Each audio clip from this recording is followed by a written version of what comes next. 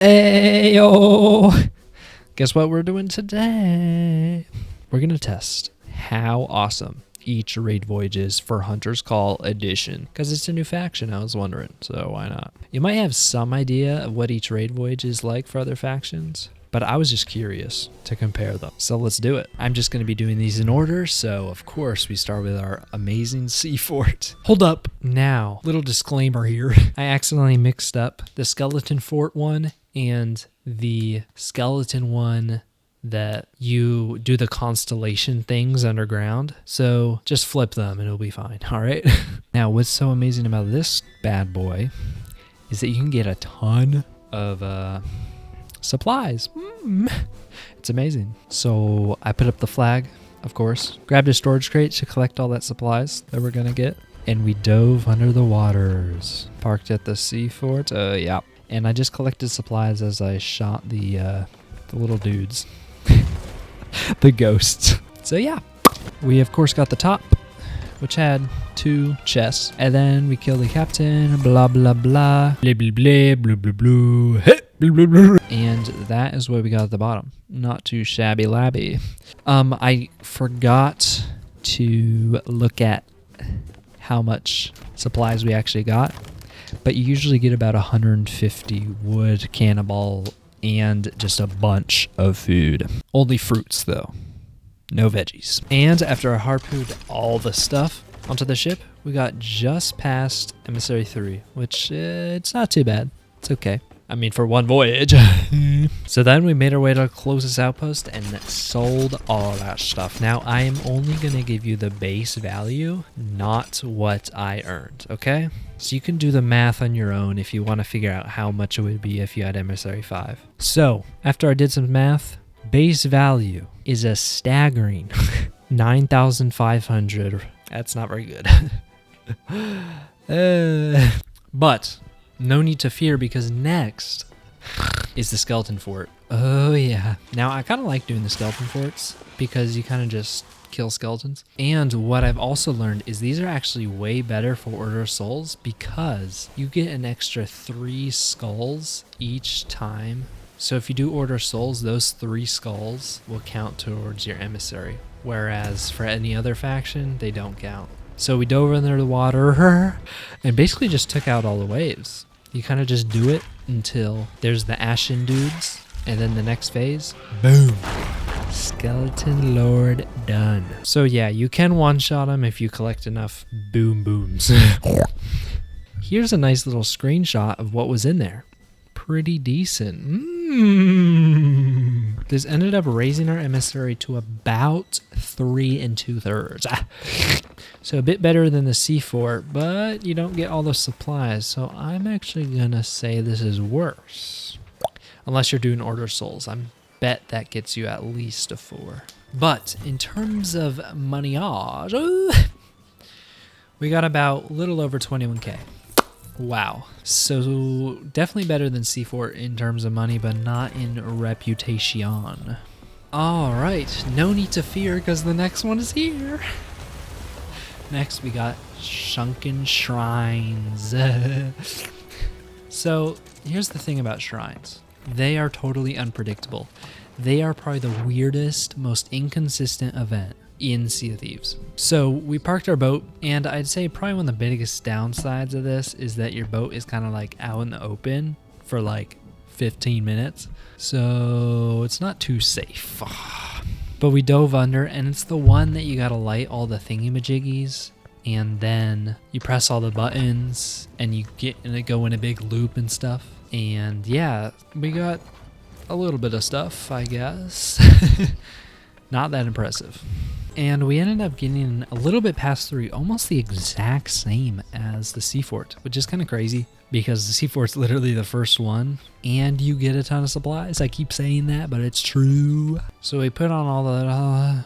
So we bring that back to the outpost, sold that baby up, and we made a whopping little over 10k. Wow. So yeah, not too impressive. But you know what's next. Ooh, I already know this one's gonna be good. We got the treasuries. Now, to be honest, I have done a few raid treasuries in the past, which are actually pretty good, so I have high expectations for last one.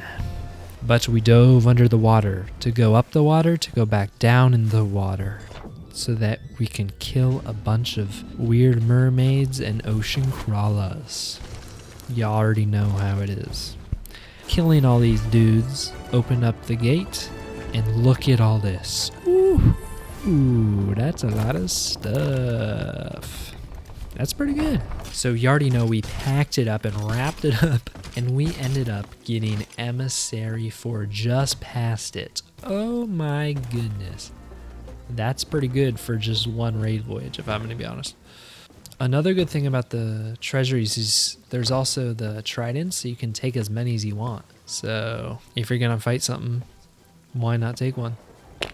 Anyway, we brought it back to the outpost, and we made just over 18,000.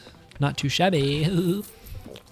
Now, I know these values might seem low, but as I said before, just a little reminder that these are base value. In the actual video, I earned about 36,000, and I had to divide by 2 because of the emissary. So don't think these suck just because I'm giving you the base value. Alright? Okay, here we go. Yo. Next one, Ashen Billy Bob. I don't actually know what he's called. Ashen Lord, maybe? I don't know. But you already know how he works. You just go there and smack him. And after a good amount of time, he dies. Random loot comes up, but I was surprised there was barely any. This must just exist if you need the skull for something, because like there was barely any loot. Now we did make it to Emissary 3, but we only earned about 8.5k. Not too good. Of course, the skull adds another 10k, so it's more like 18,500, but can't include stuff that doesn't relate to Hunter Skull, so.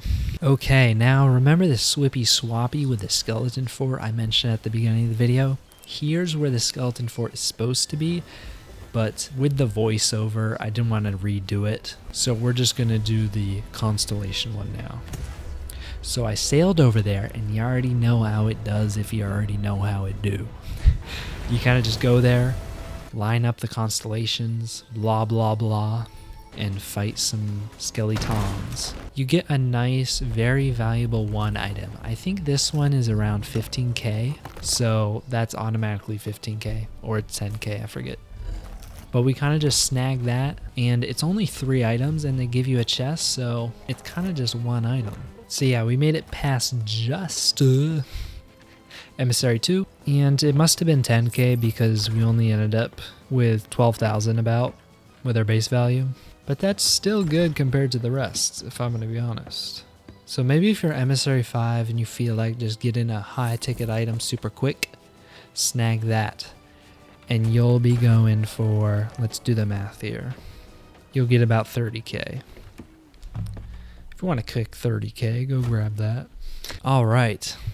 Now, second to last one. Here we go. We got the skeleton fleet. Ooh.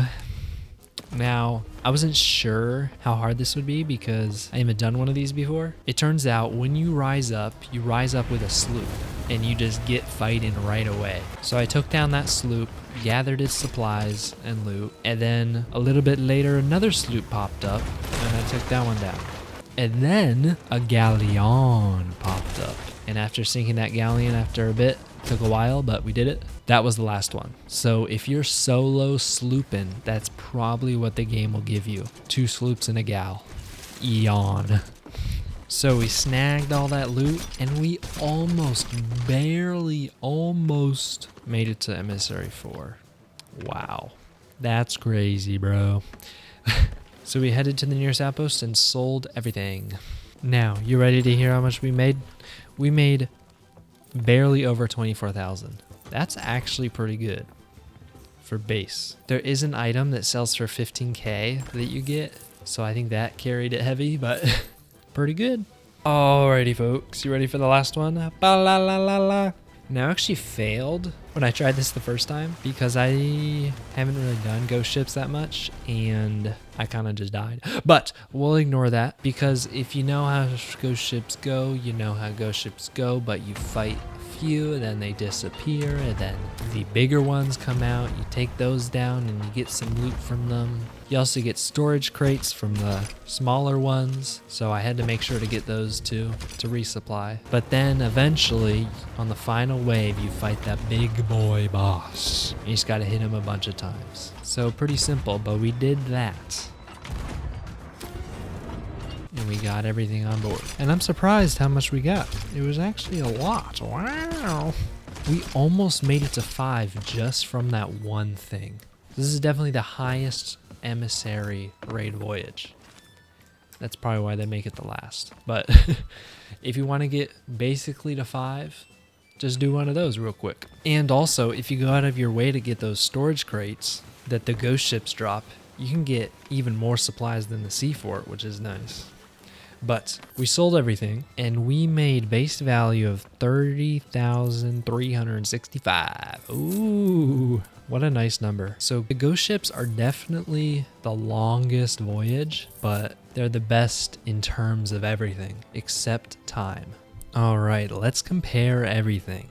I'm going to show 2 at a time, give you the emissary and the money I made base value. All right, here we go.